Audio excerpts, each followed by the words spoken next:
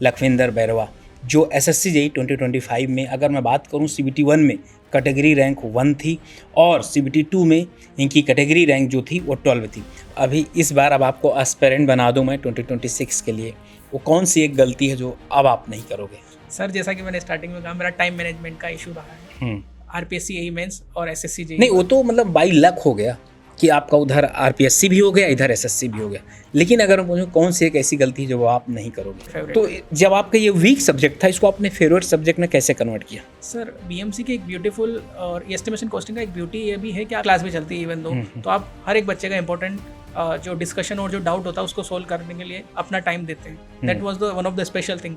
कैसा फील कर रहे हो? सर सच बताऊं तो मैं बहुत अच्छा फील कर रहा हूं और आपसे पर्सनली मिलके भी मुझे काफ़ी अच्छा लग रहा है, क्योंकि अभी तक आपको मैंने स्क्रीन पे देखा था और अब रियल लाइफ में देख के बहुत अलग मोटिवेशन और अच्छा फील हो रहा है। सर नहीं, आपने एक चीज़ बोला था जब मैं आपको पढ़ा रहा था कि सर मेरा सपना आपके साथ पॉडकास्ट करने का, आज वो यहाँ पर जब बैठ के पूरा हो रहा है, तो क्या वो गूज़बम्प आपके अंदर से आ रहे हैं? That is what sir, like I was coming on this topic only.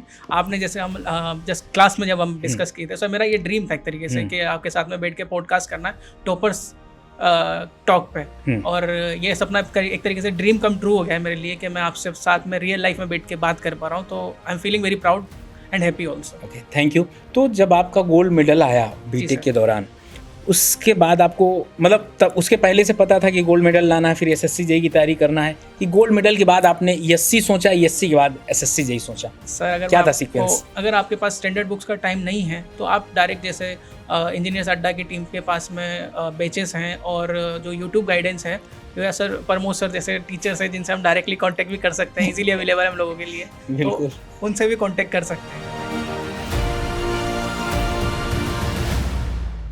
So hello दोस्तों, नमस्कार, स्वागत है आप सभी लोगों का।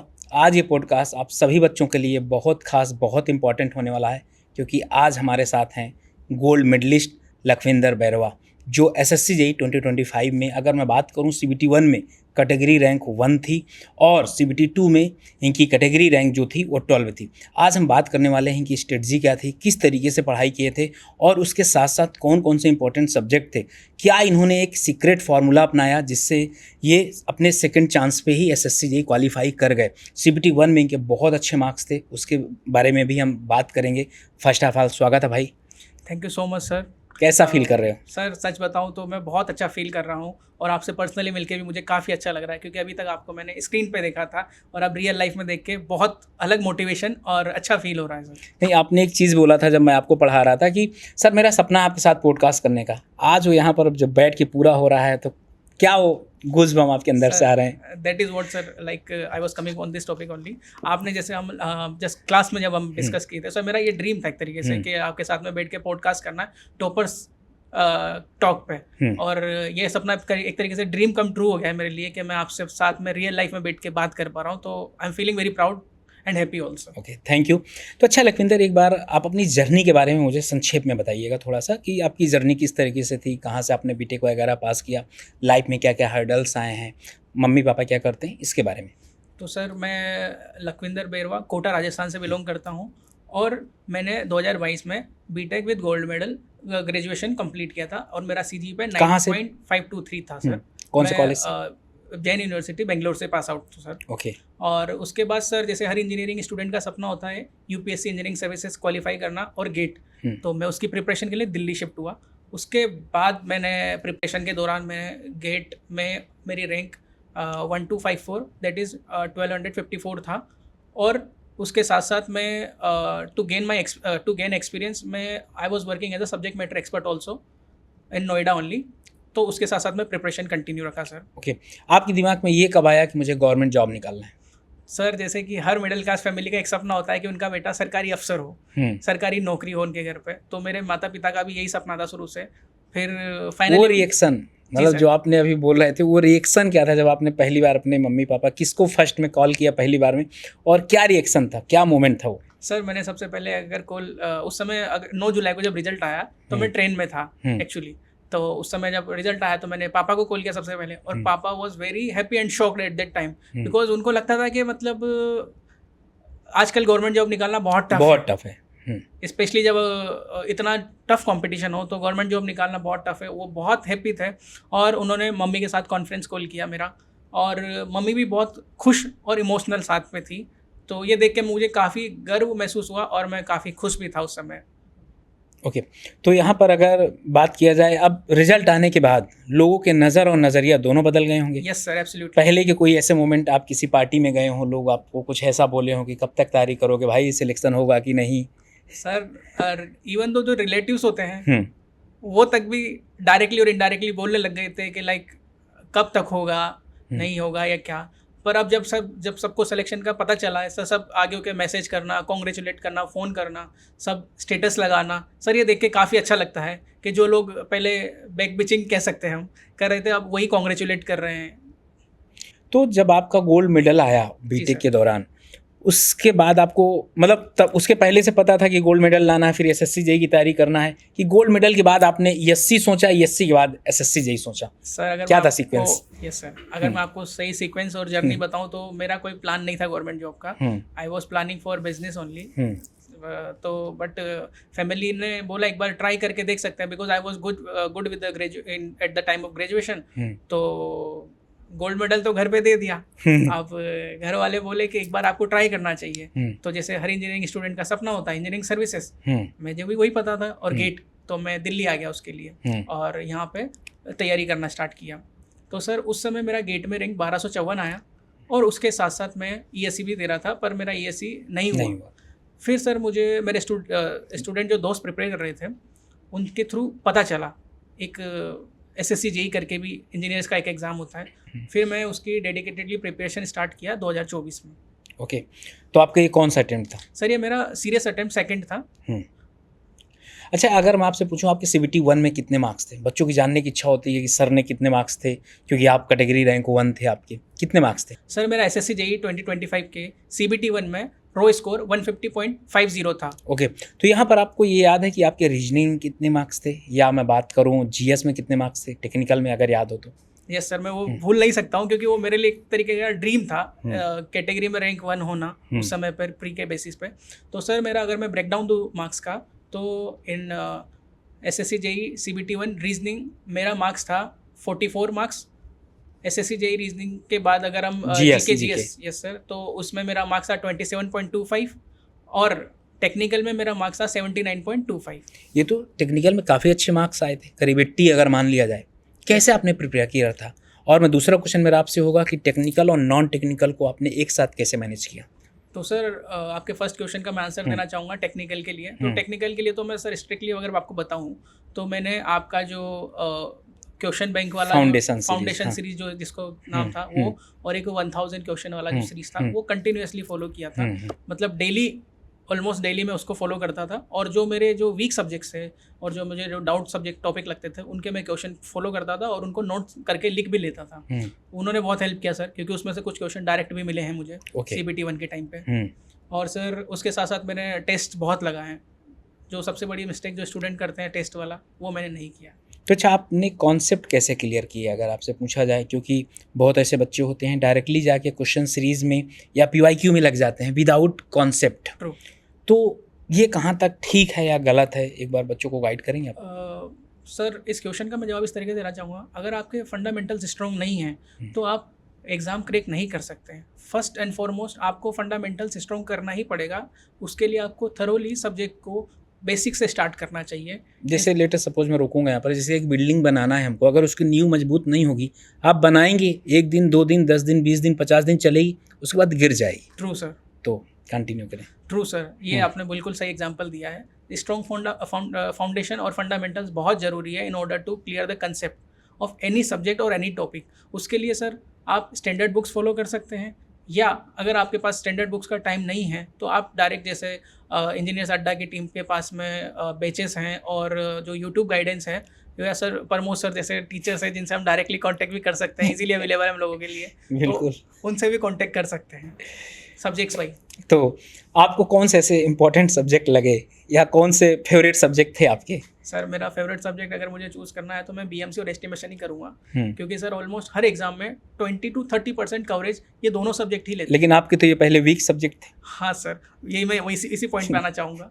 तो ये मेरे स्टार्टिंग में बहुत वीक, क्योंकि हर स्टूडेंट का इंजीनियरिंग वाले का थ्योरी सबसे वीक पॉइंट होता है, और PMC और एस्टिमेशन ऐसे सब्जेक्ट है कि आप बिना रटे जिसे कहते हैं उसको कंप्लीट ही नहीं कर सकते हो। To understand this subjects in the practical way, मैंने प्रमोद सर के जो लेक्चर्स अवेलेबल थे मेरे पास में और जो बैच में थे वो कंसेप्ट लगाए थे शुरू से, और मैं इनको कॉलेज से टाइम से ही फॉलो करता था।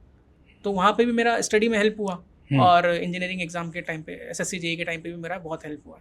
ओके तो वहाँ से जो आपने यूट्यूब वाली सीरीज़ देखी या कॉन्सेप्ट वाली जो आपने सीरीज़ देखी, उसके नोट्स बनाए थे कि केवल 1x 2x में बाकी बच्चों की तरह देख लेते? नहीं सर, ये मैं ऐसा नहीं किया था। मैंने हैंड रिटन अपने नोट्स बनाए थे, आपके वीडियो लेक्चर्स कंप्लीटली फॉलो करता था, और उसको फर्स्ट टाइम तो मैं 1x पे ही देखता हूँ और स्ट्रांगली रिकमेंड करता हूँ कि 1x पे ही देखा जाए in order to understand the subject clearly और कंसेप्ट को अच्छे से समझने के लिए। सिलेक्शन के लिए आप कितने घंटे पढ़ते थे और बच्चों को कितने घंटे पढ़ना चाहिए? सर, अगर आप कंप्लीटली डेडिकेटेडली तैयारी कर रहे हो, आप कोई अदर वर्क नहीं करते हो, तो मैं रिकमेंड करूँगा कम से कम 8 से 10 घंटे तो स्टडी मस्ट है, based on the current scenario. जिस हिसाब से कंपटीशन लेवल बढ़ रहा है, आप 2 घंटे 3 घंटे अनसीरियस होके या आज 10 घंटे करके कल 2 घंटे करके ऐसे नहीं होगा। आपको डेडिकेटेडली कम से कम 8 घंटे देने ही पड़ेंगे पर डे। कंसिस्टेंसी कितना ज़्यादा इंपॉर्टेंट था? Sir, consistency is very much important for the selection purpose. और सर, अगर बंदा स्टूडेंट कंसिस्टेंसी नहीं मेंटेन करेगा तो सिलेक्शन पॉसिबल ही नहीं है। अच्छा, एक क्वेश्चन रह गया पीछे वाला, कैसे किस तरीके से आपने जब CBT 1 की तैयारी कर रहे थे, टेक्निकल नॉन टेक्निकल दोनों को एक साथ कैसे मैनेज किया आपने? सर, उसके लिए मैंने अपने टाइम स्लॉट को डिवाइड किया हुआ था। जैसे मैं ऑलमोस्ट अगर सपोज 10 घंटे क्लास मतलब पढ़ रहा हूँ तो उसमें से 6 घंटे में टेक्निकल को देता ही था। वो मेरा डेली का शेड्यूल था, रिचुअल काइंड ऑफ। जैसे पूजा करते हैं वैसे मेरा 6 घंटे टेक्निकल का था, और ऑलमोस्ट 1 से 1.5 घंटा मेरा GK GS, जिसमें करंट अफेयर्स देखना या स्टैटिक GK वगैरह फॉलो करना। और रीजनिंग के लिए मैंने स्ट्रिक्टली सर टेस्ट सीरीज ही पे रिलाई किया था। उसके लिए कोई एडिशनल टाइम नहीं दिया, लगभग 50 मिनट के टेस्ट पर डे। अच्छा, बहुत ऐसे सब्जेक्ट होते हैं जैसे सिविल में 13-14 सब्जेक्ट होते हैं, जब हम लोग पढ़ाई करते हैं तो उसमें क्या होता है, भूल जाता है। Yes sir. तो मतलब कोई ऐसा सीक्रेट जिससे भूले नहीं? सर, अगर ऐसा कोई सीक्रेट होता तो सबसे पहले मैं अपने ऊपर इम्प्लीमेंट करना चाहूँगा। इसका एक ही सीक्रेट है, कंटिन्यूस रिवीजन। आप अपने शॉर्ट नोट्स को या अपनी मिस्टेक बुक को हर 1-2 महीने में, हर 1 महीने में रिवाइज कीजिए और उसको अपडेट कीजिए। जो आपके मिस्टेक्स हो रहे हैं या जो आपने कंटेंट कहीं पे पढ़ा है और आप भूल रहे हो, उसको आप उसमें एड ऑन कीजिए।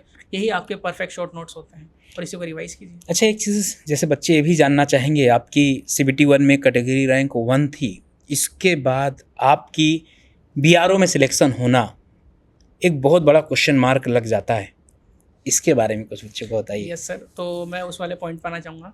उस दौरान सर मेरे साथ time management was the biggest concern and biggest issue that I have face that time. Sir, उस समय हुआ क्या, मेरा RPSC AE मेंस का एग्ज़ाम लगा हुआ था, जो कि था 22 और 23 मार्च को, और एग्जैक्ट 2 हफ्ते बाद ही मेरा SSC JEE मेंस था, 7 अप्रैल को। तो सर, जस्ट 14 डेज के गैप में I was not able to manage both the things together. Different. Yes sir. उधर पूरा थ्योरेटिकल आना था, कन्वेंशनल पेपर, इधर ऑब्जेक्टिव पेपर। फिर आपने किस तरीके से अपने आप को मोटिवेट रखा? कि बहुत ऐसे बच्चे थे, मेरे पास कॉल आते थे कि सर मैं ये वाली SSC JEE छोड़ दूं क्या, केवल RPSC को ही फोकस कर लूं। आपने किस तरीके से उसको मैनेज किया? I was also one of them जो कंफ्यूज था।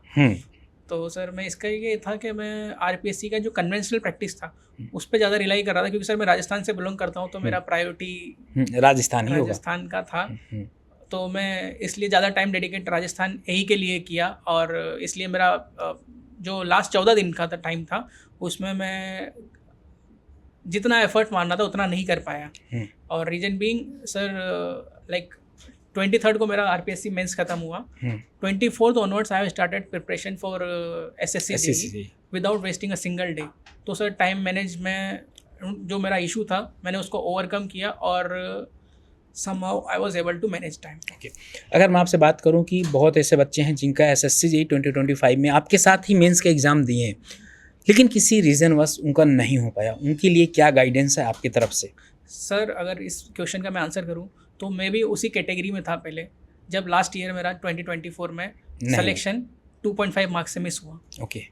तो सर, वो स्टूडेंट जो इस समय इस साल या कोई भी एग्ज़ाम में क्वालिफाई नहीं हो पाए by just 1 marks 2 marks 3 marks, तो आपको डिमोटिवेट नहीं होना है। आपको आपके मेंटर, आपके टीचर, आपके माता पिता के सपोर्ट से, उनके मोटिवेशन लेके आपको वापस से स्टार्ट करना है. Because you are the one who will be getting selected.